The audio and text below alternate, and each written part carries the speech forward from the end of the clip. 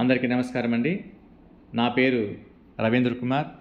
నేను మీకు ఈరోజు మెగా పేరెంట్స్ మీటింగ్ని మన పాఠశాల స్థాయిలో డిసెంబర్ 7వ తేదీన ఎలా నిర్వహించుకోవాలి, దీనికి సంబంధించి మార్గదర్శకాలని ఒక్కసారికి మీకు వివరించే ప్రయత్నం చేస్తాను. మన ఆంధ్రప్రదేశ్ గౌరవ ముఖ్యమంత్రి వర్యులు మాన్యశ్రీ నారా చంద్రబాబు నాయుడు గారు రాష్ట్ర విద్యాభివృద్ధిలో కూడా సమాజం కీలక భాగస్వామ్యం కావాలని అనే ఉద్దేశంతో 2047 సంవత్సరానికి వికసిత ఆంధ్రప్రదేశ్గా మన రాష్ట్రాన్ని తీర్చిదిద్దాలనే సంకల్పంతో మెగా పేరెంట్స్ మీటింగ్ని దేశంలోనే ఆదర్శవంతంగా నిర్వహించాలని సంకల్పించారు. ఇందులో భాగంగా తల్లిదండ్రులు ఉపాధ్యాయుల సమావేశం, తల్లిదండ్రులు మరియు ఉపాధ్యాయులు మరియు పాఠశాల మధ్య ఒక దృఢమైన బంధాన్ని ఏర్పరచడానికి ఉద్దేశించిన కీలకమైన కార్యక్రమం. తల్లిదండ్రులు తమ పిల్లలు విద్యాపరంగా, ప్రవర్తనాపరంగా ఏ స్థాయిలో ఉన్నారో మరియు సమాజ అంశాల పట్ల ఎలాంటి అవగాహన కలిగి ఉన్నారో తెలుసుకోవడంతో పాటు అర్థం చేసుకోవడానికి ఉపయోగపడుతుంది.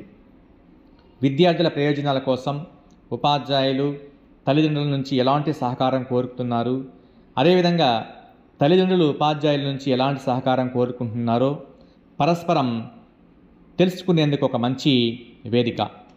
ఈ కార్యక్రమాన్ని విజయవంతంగా మరియు మరింత సమర్థవంతంగా మనం నిర్వహించడానికి మనకి ప్రభుత్వం వారు కొన్ని మార్గదర్శకాలని రూపొందించడం జరిగింది. ఇందులో ప్రధానంగా మొదటిది, ఏ సమావేశం విజయవంతం కావాలన్నా ప్రణాళిక చాలా ముఖ్యం కాబట్టి ఈ ప్లానింగ్ దశను చూసినట్లయితే ఈ ప్లానింగ్ దశ మన సమావేశానికి 5 నుంచి 7 రోజుల ముందు మనము ప్లానింగ్ చేసుకోవాలి. ఇందులో ప్లానింగ్లో భాగంగా పాఠశాల యాజమాన్య కమిటీ సభ్యులు మరియు పాఠశాల యొక్క సిబ్బందితో మనం సమావేశాన్ని నిర్వహించి ఈ కార్యక్రమాన్ని సమర్థవంతంగా నిర్వహించడానికి మన యొక్క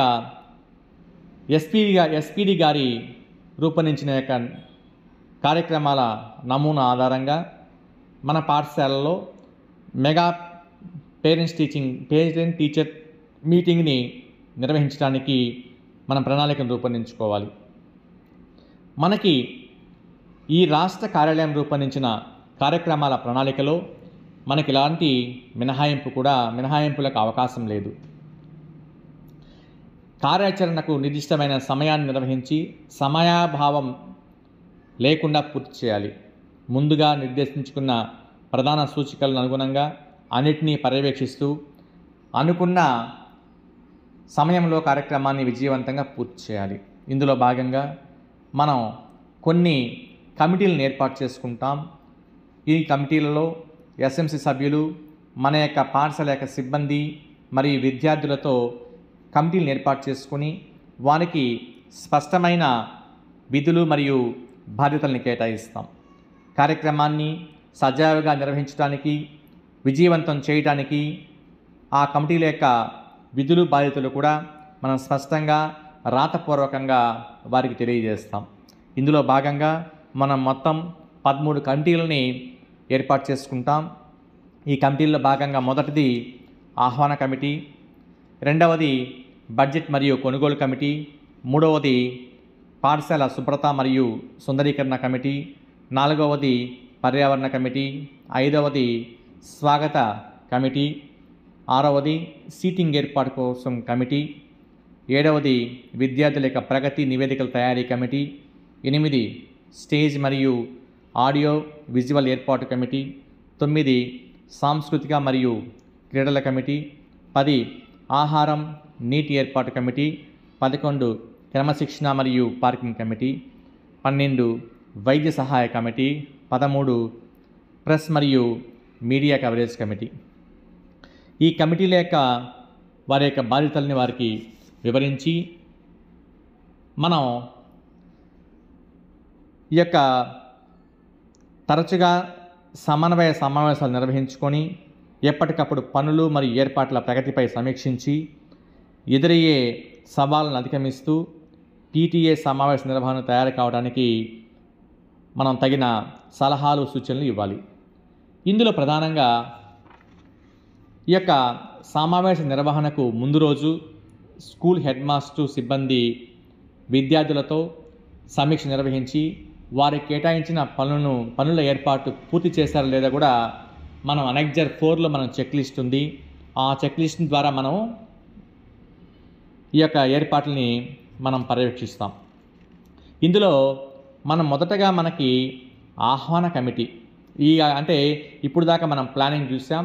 తర్వాత మనకి సన్నాహక ఏర్పాట్లకు సంబంధించి అంటే ప్రిపరేటరీ స్టేజ్ ఎలా ఉంటుందో దాని గురించి ఒకసారి చూసినట్లయితే ఈ ప్రిపరేటరీ స్టేజ్ అనేది సమావేశానికి 1 రోజు నుంచి 4 రోజుల ముందు నుంచి మనం ప్రిపరేషన్ చేసుకుంటాం. ఇందులో ఫస్ట్ ప్రధానంగా ఆహ్వాన పత్రిక తయారీ. ఈ ఆహ్వాన పత్రిక తయారీలో మెయిన్గా విద్యార్థులతోనే మన ఆహ్వాన పత్రిక తయారు చేయిస్తాం.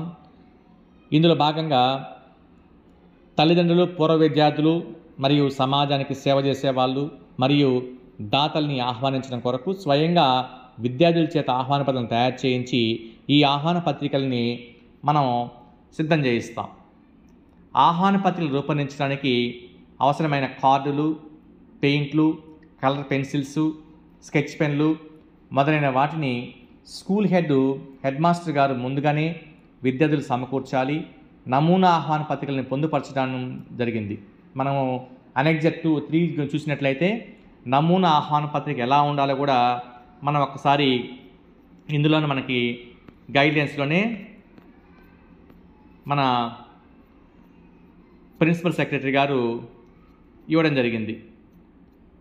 మన నమూనా ఆహ్వాన పత్రిక ఒకసారి చూసినట్లయితే ఈ నమూనా ఆహ్వాన పత్రిక ఈ విధంగా పిల్లలకి ఇటువంటి ఆహ్వాన పత్రికలను తయారు చేయమని మనము చెప్పాలి. ఇది అనెక్జర్ 3లో మనకి గౌరవ ప్రిన్సిపల్ సెక్రటరీ గారు మనం పొందుపరచడం జరిగింది. అలాగే ఈ విద్యార్థులు ఆహ్వాన పత్రికలు తయారు చేయడంలో వాళ్ళకి సహాయంగా మన ఉపాధ్యాయుల్ని సహకారం అందించవచ్చు. విద్యార్థులు తయారు చేయవలసిన ఆహ్వాన పత్రికలు మరియు ఆ కంటెంట్ యొక్క నమూనాలను వెరిఫికేషన్ కోసం ప్రధానోపాధ్యాయుడు చెక్ చేసి తర్వాత ఆమోదించాలి. ఈ ఆహ్వాన పత్రికలు తయారీ అయిపోయిన తర్వాత ఈ ఆహ్వాన పత్రికల్ని మనము పంపించాలి. ఈ ఆహ్వాన పత్రికల్ని మనం ఎలా వాళ్ళకి అందజేస్తామంటే విద్యార్థులు అందరూ కూడా వారి తల్లిదండ్రులను సమావేశాన్ని ఆహ్వానించేలా చూడాలి. పాఠశాల యొక్క యాజమాన్య కమిటీ సభ్యులు, అలాగే గుర్తించిన దాతలు, అలాగే వాలంటీర్లు, విద్యాంజలి వాలంటీర్లు, అలాగే పూర్వ విద్యార్థులకి ఈ ఆహ్వాన పత్రికల్ని అందే విధంగా మనము కృషి చేయాలి. గుర్తించిన అతిథులతో అంటే స్థానిక ప్రజాప్రతినిధులతో అందుబాటులో ఉండే వారిని వ్యక్తిగతంగా కలిసి ఆహ్వాన పత్రిక అందించి వారిని ఆహ్వానించాలి. ఇంకా మనము పాఠశాలల్లో పూర్వ విద్యార్థుల నుండి వివిధ రంగాల్లో స్థిరపడిన వారిని గుర్తించి వారిని ఆహ్వానించి వారిలో ఒకరిని సమావేశంలో ప్రసంగించట కొరకు ఆహ్వానించాలి. ఇది విద్యార్థుల్లో స్ఫూర్తి నింపడంతో పాటు ఉత్సాహాన్ని కలిగించి పాఠశాల యొక్క గొప్పతనాన్ని కూడా హైలైట్ చేస్తుంది. ఆహ్వానితుల వివరాలను స్కూల్ హెడ్ తప్పనిసరిగా పాఠశాల యొక్క హాజరు యాప్లో ఈ PTM ఆన్లైన్ మాడ్యూల్లో అప్డేట్ చేయాలి. ఇది ప్రజెంట్ అయితే ఇంకా ఇన్సర్ట్ చేయలేదు, తర్వాత ఇన్సర్ట్ చేస్తారు కాబట్టి అప్పుడు మనం ఖచ్చితంగా ఇది అప్లోడ్ చేయాలి. అద్దులకు ఆహ్వాన పత్రికలను అందజేస్తున్న ఫోటోలను, కార్యక్రమ ఫోటోలను ఈ యొక్క ఆన్లైన్ మాడ్యూల్లోనే అప్లోడ్ చేయాలి. అలాగే ఇంకా మనము డిజిటల్ ఆహ్వానాలు మరియు SMSలను కూడా మనం పంపవచ్చు. ఈ వ్యక్తిగత ఆహ్వానాలతో పాటు ప్రధానోపాధ్యాయుడు స్కూల్ అటెండెన్స్ యాప్లో మనకి ఇన్సర్ట్ అవుతుంది PTM ఆన్లైన్ మాడ్యూల్లో. ఇందులో డౌన్లోడ్ చేసుకుని దాని నుంచి మన ఆహ్వాన పత్రికల్ని, డిజిటల్ ఆహ్వాన పత్రికలను కూడా పంపించవచ్చు. లేక ఇంకెవరైనా ఉపాధ్యాయులు కానీ ప్రధానోపాధ్యాయులు కానీ సొంతంగా డిజిటల్ ఆహ్వాన పత్రికలు తయారు చేసి అవి కూడా మనము పేరెంట్స్కి పంపవచ్చు. ఇంకా మనం మెయిన్గా ఈ యొక్క బడ్జెట్ మరియు కొనుగోలు కమిటీ దీనికి సంబంధించి బడ్జెట్ ప్రణాళిక అనేది చాలా ఇంపార్టెంట్ కాబట్టి ఈ సమావేశానికి కావాల్సిన వస్తువులు, పరికరాలు, ఇతర ఖర్చుల కొరకు స్కూల్ హెడ్ మాస్టర్ గారు స్కూల్ కాంపోజిట్ గ్రాంటు మరియు మెగా పేరెంట్స్ మీటింగ్ కొరకు ప్రత్యేకంగా విడుదల చేయబడిన బడ్జెట్ని కూడా మనము వినియోగించవచ్చు. మెగా పేరెంట్స్ మీటింగ్ నిర్వహణకు ఏర్పాటు చేయబడిన అన్ని కమిటీలు వారి ప్రతిపాదనను తీసుకుని వారి నుండి ఏమేమి మెటీరియల్ అవసరమో ఆ నిధుల యొక్క అవసరాలను మనము తెలుసుకోవాలి. ఈ కమిటీలు ఇచ్చిన ఇన్పుట్ ఆధారంగా మెగా పేరెంట్స్ మీటింగ్ సంబంధించి అన్ని ఖర్చులను కలుపుకొని మనము సమగ్ర బడ్జెట్ ప్రణాళికను రూపొందించుకోవాలి. ఖర్చులు, కొనుగోళ్లు మరియు ఇతర వివరాలను ఒక రిజిస్టర్లో మనం సవివరంగా నమోదు చేయాలి. ఖర్చుల యొక్క నిర్వహణలో ఖచ్చితత్వము మరియు ట్రాన్స్పరెన్సీని పాటించుటకు దానికి సంబంధించిన ఆర్థిక లావాదేవీలను డాక్యుమెంటేషన్ చేయటానికి ఖచ్చితంగా మనము నోట్స్లో ఎప్పటికప్పుడు నమోదు చేసుకోవాలి. దాతలను గుర్తించి మెగా పేరెంట్స్ టీచర్ మీటింగ్ కొరకు కావలసిన కుర్చీలు, టేబుల్ని, పబ్లిక్ అడ్రస్ సిస్టమ్, బహుమతులు, తివాచీలు, ఆహార పదార్థాలు మరియు ఇతర యొక్క అవసరాలని ఆ వనరుల కొరకు మనము దాతల్ని కూడా సంప్రదించవచ్చు. దాతల నుంచి వస్తున్న విరాళాలను వస్తు రూపంలోనూ, ఆహార పదార్థాల రూపంలోనూ మరియు పన్నుల రూపంలోనూ సమకూర్చుకోవచ్చు. దాతల నుంచి సేకరించిన విరాళాలను సరైన వాళ్ళకి రసీదులు కూడా అందించాలి. ఇవి మనం రిజిస్టర్లో నమోదు చేసుకోవాలి. తర్వాత మనకి నెక్స్ట్ కమిటీ పాఠశాల యొక్క క్యాంపస్ సుందరీకరణ. మన యొక్క ప్రవేశ ద్వారము మరియు నడకదారుల్ని ప్రధాన ద్వారం నుంచి పాఠశాల యొక్క భవనం ప్రవేశ ద్వారం వరకు ఆహ్వానితులందరినీ కూడా సునాయాసంగా వెళ్ళటానికి శుద్ధ పొడి కానీ లేదా పెయింట్ని కానీ ఉపయోగించి సున్నాని కానీ ఉపయోగించి స్పష్టమైన పాత్వే మార్కింగ్ని మనం ఏర్పాటు చేసుకుంటాం. ఈ పాత్వే మార్కింగ్ని ఏర్పాటు చేసుకొని స్థానికంగా లభించే మామిడి తోరణాలు అయితేనేమి, అలాగే అరటి బోదెలు, రంగు కాగితాల సహాయంతో ఆ యొక్క స్వాగత ద్వారాన్ని ఏర్పాటు చేసుకుంటాం. పాఠశాల యొక్క ప్రాంగణంలో నడకదారుల వెంబడి స్వాగత వాతావరణాన్ని సృష్టించే విధంగా పూల కుండీలు కానీ లేదా చిన్న చిన్న మొక్కలు కానీ ఆకులతో కానీ నడక మార్గాలని అలంకరిస్తాం.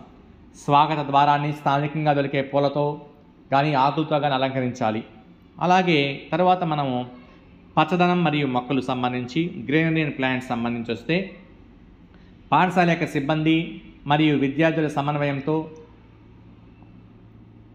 సమయాన్ని బట్టి పాఠశాల క్యాంపస్ చుట్టూ పూల మొక్కలు మరియు ఇతర చిన్న మొక్కలు ఉండే చెట్లని మనం నాటడము, అలాగే పాఠశాలలో కిచెన్ గార్డెన్కి సరైన ఫెన్సింగ్ ఉండేట్లుగా ఏర్పాటు చేసుకోవడము, పాఠశాలలో ఇప్పటికే ఉన్న మొక్కలకు క్రమం తప్పకుండా నీళ్లు పోయడము, వాటిని సక్రమంగా కత్తిరించుకోవడము, అవి తాజాగా ఆహ్లాదకరంగా ఉండేట్లు చూసుకోవడము, అలాగే ఇంకా మన యొక్క పాఠశాల యొక్క గేటు, ప్రవేశ ద్వారము, తరగతి గదులు మరియు సమావేశం జరిగే వేదిక వంటి ప్రాంతాలపై ప్రత్యేక దృష్టి పెట్టి వాటికి మనం అధిక ప్రాధాన్యత ఇవ్వాలి.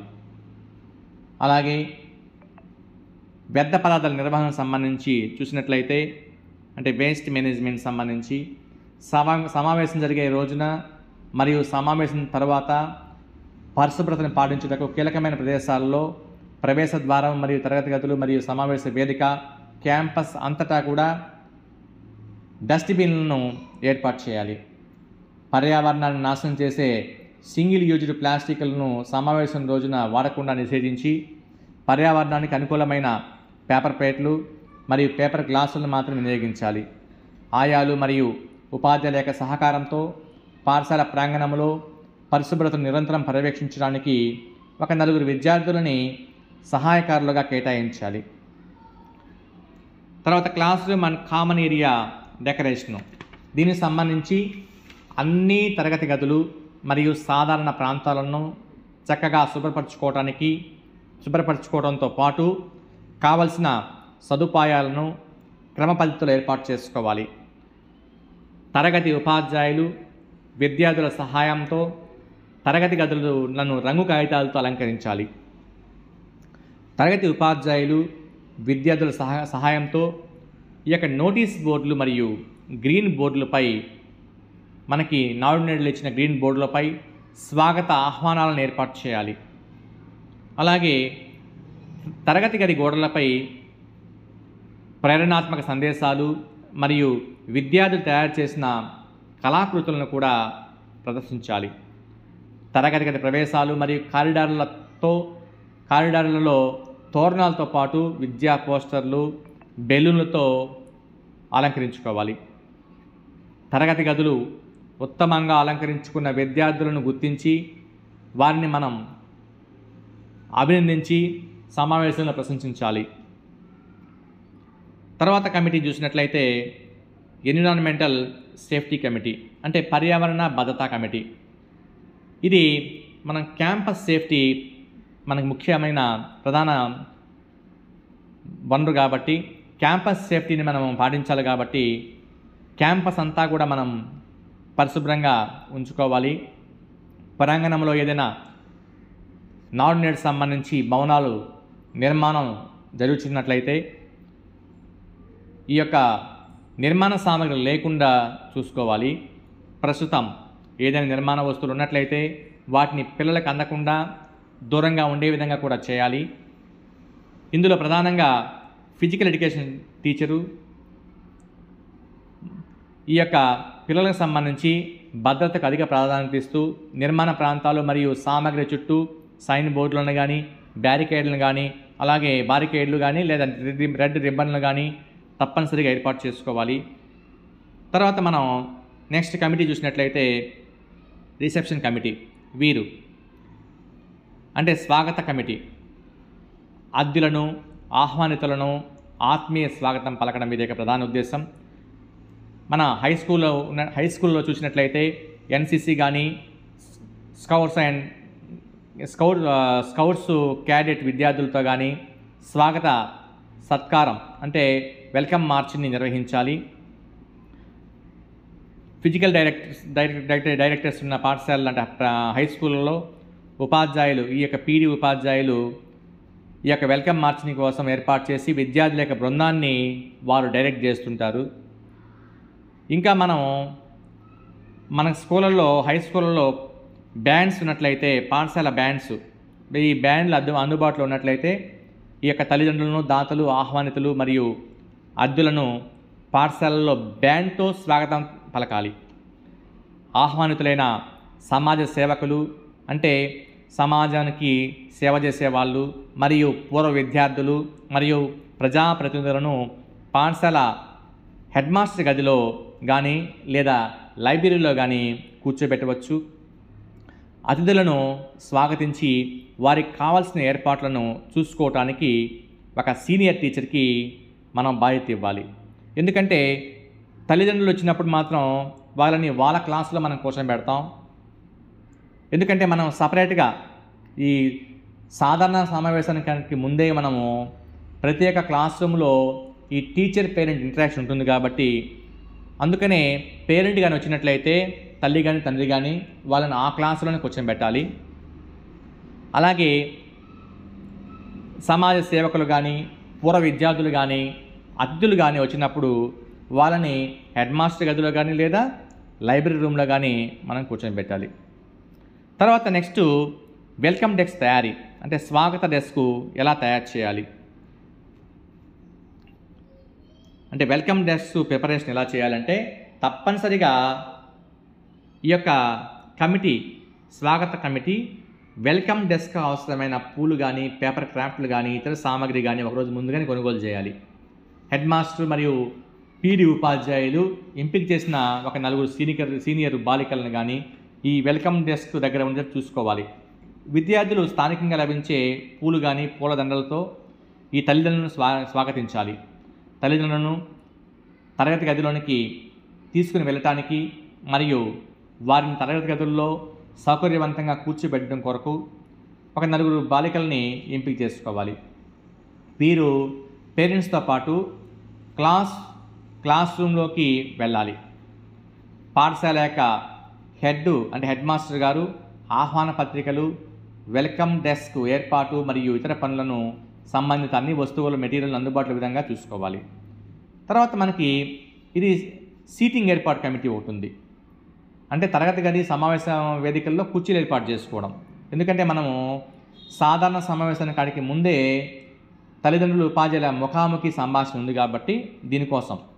అంటే ఇప్పుడు తరగతి గదిలో మనం ఎందుకని సీటింగ్ ఏర్పాటు చేసుకోవాలంటే పేరెంట్స్ పిల్లలందరూ క్లాస్ రూమ్లో కూర్చుంటారు.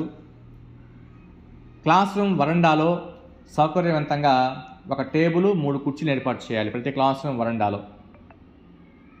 సమావేశ ప్రారంభానికి ముందే తల్లిదండ్రులు, అతిథులు, ఆహ్వానితులు వేదిక ముందు సౌకర్యవంతంగా కూర్చోడానికి కుర్చీల్లో ఒకే వరుసలో ఇరుకు లేకుండా ఏర్పాటు చేసుకుంటాం జనరల్ మీటింగ్లు. ఇది మాత్రం క్లాస్ రూమ్ మీటింగ్ ఎలా జరుగుతుందో మళ్ళీ చూద్దాం ఒకసారి. తల్లిదండ్రులు, ఈ యొక్క పూర్వ విద్యార్థులు, దాతలు, ఎస్ఎంసీ సభ్యులు, ప్రజాప్రతినిధులు ఏ స్థానాల్లో కూర్చోవాలో కూడా తెలియచేస్తూ ఒక చిన్న అట్టలపై పేర్లు రాసి ఆ సైన్ బోర్డులను ఏర్పాటు చేయాలి. అలాగే వైద్య సహాయానికి వచ్చిన ఏఎన్ఎం కొరకు ఒక కుర్చీ ఏర్పాటు చేయాలి. ఇది కూడా వీళ్ళ యొక్క బాధ్యత, సీటింగ్ ఏర్పాటు కమిటీ బాధ్యత. అలాగే పాఠశాల విద్యార్థులు సాధించిన విజయాలు కానీ, పాఠశాలలో పాటిస్తున్న ఇతర ఉత్తమమైన బోధనా పద్ధతులు కానీ ప్రదర్శించడానికి ప్రత్యేకంగా ఒక టేబుల్ ఏర్పాటు చేయాలి. అందులో మనం ఆ చార్ట్ మీద డిస్ప్లే చేస్తాం. ఇంకా తర్వాత నెక్స్ట్ కమిటీ వచ్చి పాఠశాల యొక్క ప్రగతి నివేదిక కమిటీ.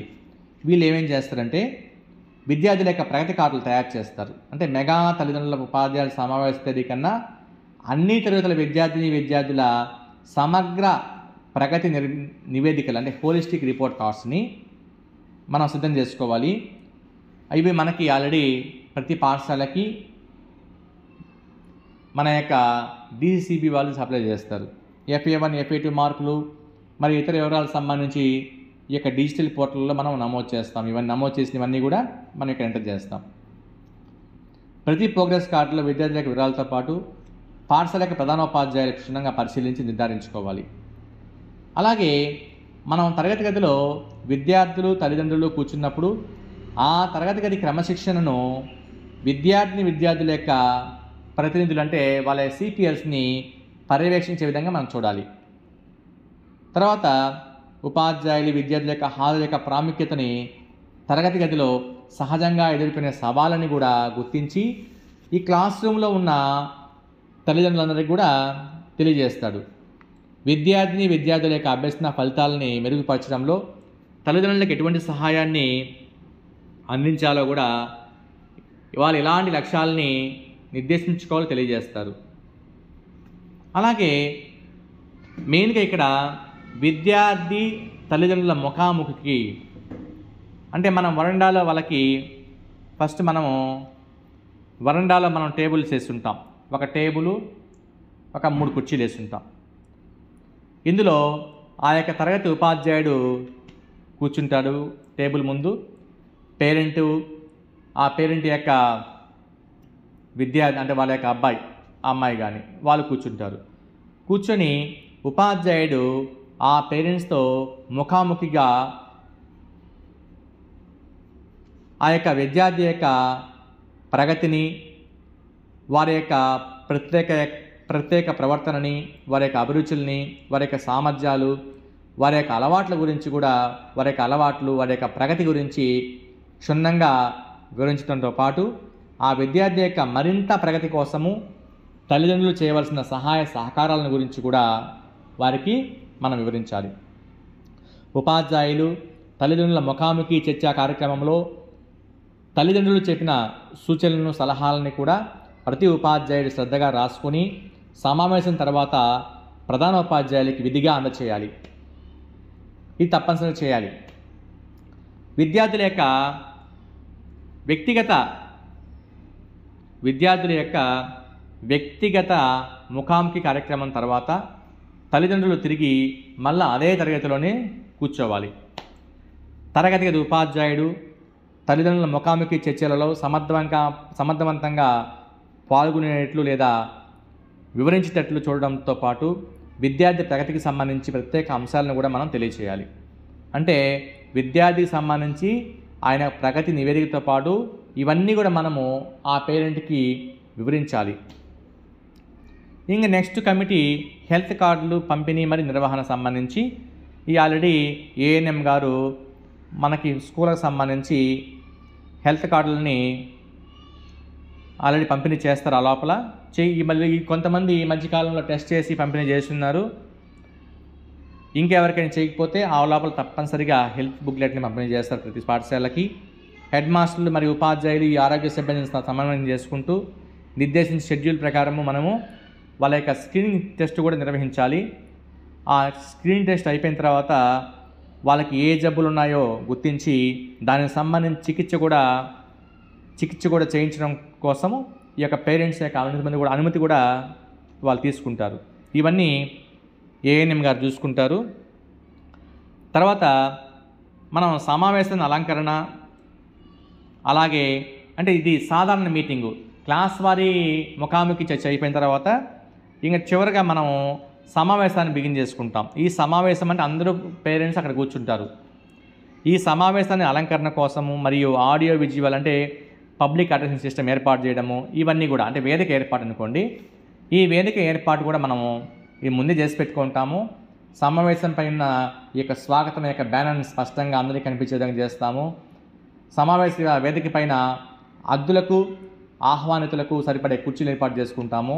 ఇవన్నీ మనకు అన్నీ తెలిసిందే. పోడియం కానీ ఉంటే పోడియంని కూడా మన వేదిక ఏర్పాటు చేసుకుంటాము. వేదిక పైన ఈ యొక్క స్వాగత సందేశాలను, ఆహ్వానితుల సందేశాలను, పూర్వ విద్యార్థులు సాధించిన విజయాలను కూడా, అదేవిధంగా రాష్ట్రం మన యొక్క పాఠశాల సాధించిన విజయాలకు సంబంధించి వీడియోలను కూడా మనము ఐఎఫ్బి ప్యానల్ ద్వారా వేయచ్చు అందుబాటులో ఉంటే.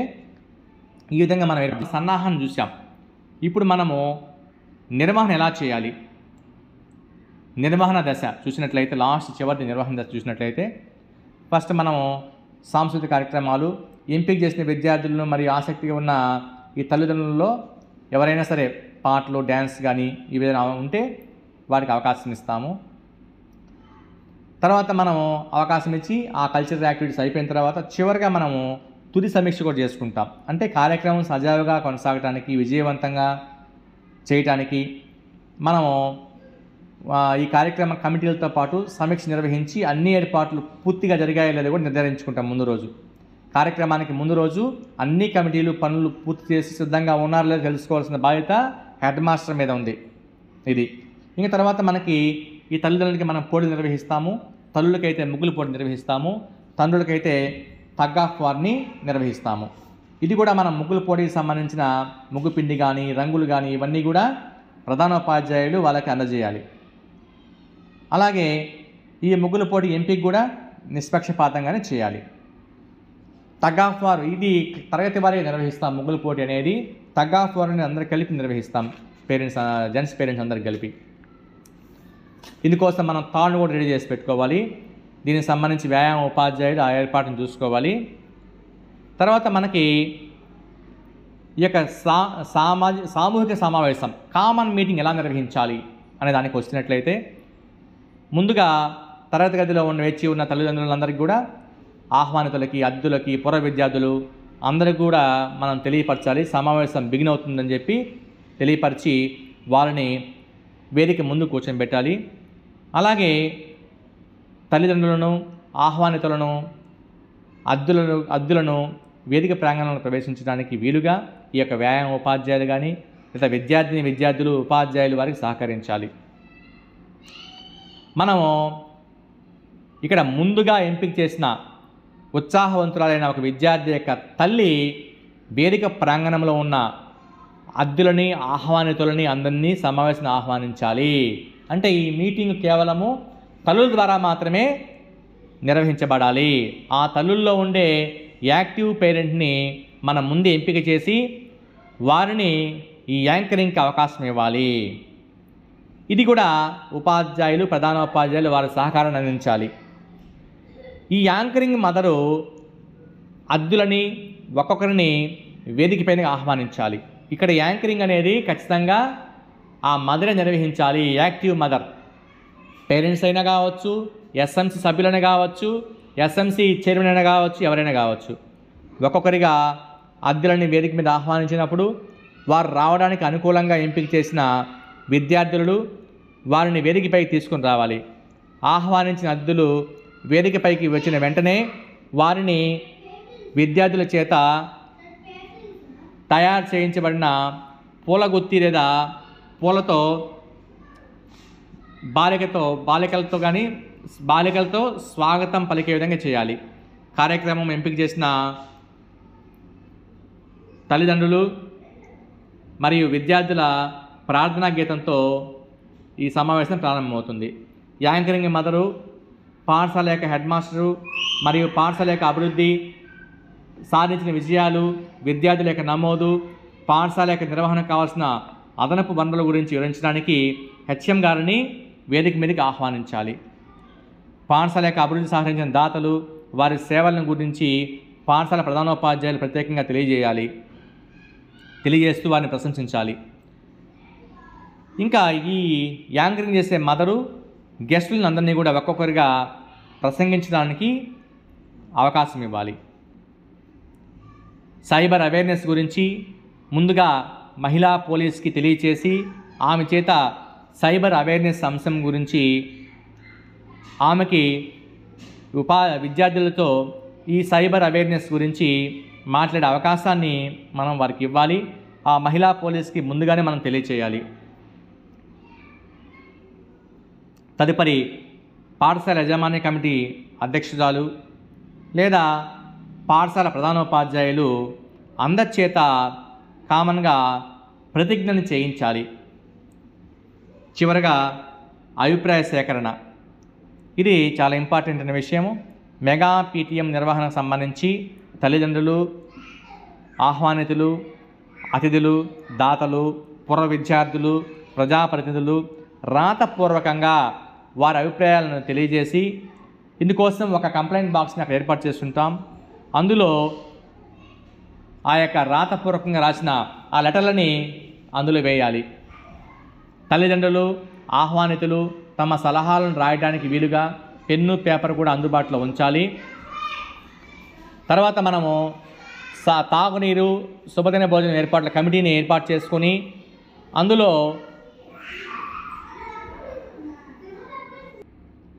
తాగునీరు ఏర్పాటు చేసుకోవాలి. అలాగే శుభదిన భోజనం సంబంధించి మనం ఎవరైతే మెగా పేరెంట్ మీటింగ్కి హాజరవుతారో అందరితో ఈ శుభదిన భోజనం దాతల సహాయంతో ఏర్పాటు చేసుకొని అందరూ కలిసి సహపంక్తి భోజనాలు చేయాలి. దీనికి సంబంధించిన ఫోటో కూడా మనం తీసుకోవాలి. అలాగే తాగునీరు ఇబ్బంది లేకుండా మనం ముందే ఆ కమిటీల ద్వారా తాగునీరు ఏర్పాటు కూడా చేసుకోవాలి. తర్వాత మనకి వైద్య సహాయ కమిటీ కూడా మాధ్యమాల ప్రజాప్రతినిధులకి, ఈ యొక్క సమాచార మాధ్యమాలకు సంబంధించిన వారికి ఆ యొక్క వివరాలను సంబంధించి అందజేసి పేపర్ కవరేజ్ వచ్చే విధంగా కూడా మనం చూసుకోవాలి. అలాగే ఈ తర్వాత మనకి ఉండే దశ డాక్యుమెంటేషన్ దశ, అత్యంత ఇంపార్టెంట్ డాక్యుమెంటేషను. మనము ఈ కార్యక్రమాలు చేసే విధానాన్ని ఒక నివేదిక రూపంలో మనం తయారు చేసుకోవాలి. హెడ్ మాస్టర్ గారు ఈ తల్లిదండ్రుల సమావేశం సంబంధించి నివేదికను తయారు చేయడానికి 2 ఉపాధ్యాయులు ఎంపిక చేయాలి. వారి ద్వారా సమగ్ర నివేదికను తయారు చేయించాలి. ఈ నివేదిక తయారీకి నియమితున్న ఉపాధ్యాయులు ఈ యొక్క మెగా పేరెంట్స్ టీచర్ మీటింగ్ సంబంధించి అన్ని అంశాలను, కృత్యాలను, కార్యక్రమాలను జాగ్రత్తగా గమనించి అన్ని వివరాలతో కూడిన సమగ్ర నివేదికను తయారు చేయాలి. తర్వాత మనం ఈ మెగా పేరెంట్స్ మీటింగ్ అనంతరం కూడా మనం చేయాల్సిన కార్యాచరణ ప్రణాళిక కూడా మనకి ఏం చేయాలో కూడా మనకి ఇచ్చేస్తున్నారు. ఈ మొత్తం అంతా అయిపోయిన తర్వాత కూడా మనం శుభదిన భోజనం అనంతరము ఆ వివరాలను కూడా మెగా పేరెంట్స్ టీచర్ మీటింగ్ సంబంధించిన యాప్లో అప్లోడ్ చేస్తాము.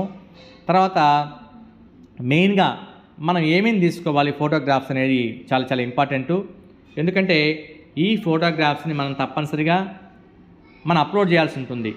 అంటే పాఠశాలలోకి పేరెంట్స్ని స్వాగతించేటప్పుడు ఫోటో, తల్లిదండ్రులు ఉపాధ్యాయుల యొక్క ముఖాముఖి సంభాషణ సంబంధించి క్లాస్ వైజ్ ఫోటో, సమావేశాన్ని ఉద్దేశించి వేదిక నుంచి ప్రసంగిస్తున్న తల్లిదండ్రుల యొక్క ఫోటో, తల్లిదండ్రులు, ఉపాధ్యాయులు, పాఠశాల హెడ్, ఎస్ఎంసీ సభ్యులు, సిబ్బంది, పూర్వ విద్యార్థులు, దాతలు మరియు ఇతర హాజరైన వారి గ్రూప్ ఫోటో ఒకటి, సాంస్కృతిక కార్యక్రమాలు, ఆటలు లేదా బహుమతి పంపిణీల ఫోటో ఒకటి, శుభదినం భోజనం చేస్తున్న ఆహ్వానితులు, తల్లిదండ్రులు, విద్యార్థుల యొక్క ఫోటోలు.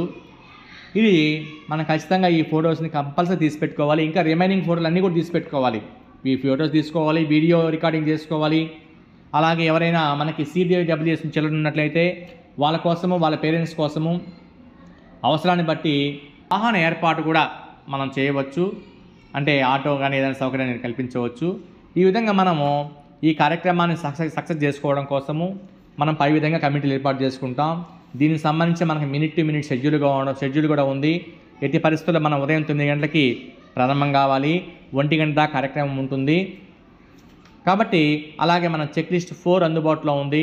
దానికి సంబంధించి చెక్ లిస్ట్ కూడా మనము 47 అంశాలు ఉన్నాయి. ఈ అంశాలకు సంబంధించి ప్రధాన ఉపాధ్యాయులు కూడా ఆ చెక్ లిస్ట్ని చూసుకుంటూ ఈ మినిట్ టు మినిట్ ప్రోగ్రామ్ని అజెండా ఐటమ్స్ వారీగా ఉన్నాయి. ఇవి కూడా ఒకసారి చూసుకుంటూ ఈ కార్యక్రమాన్ని అందరూ విజయవంతం చేయడానికి కృషి చేస్తారని కోరుకుంటూ అందరికీ ధన్యవాదాలతో ముగిస్తున్నాను.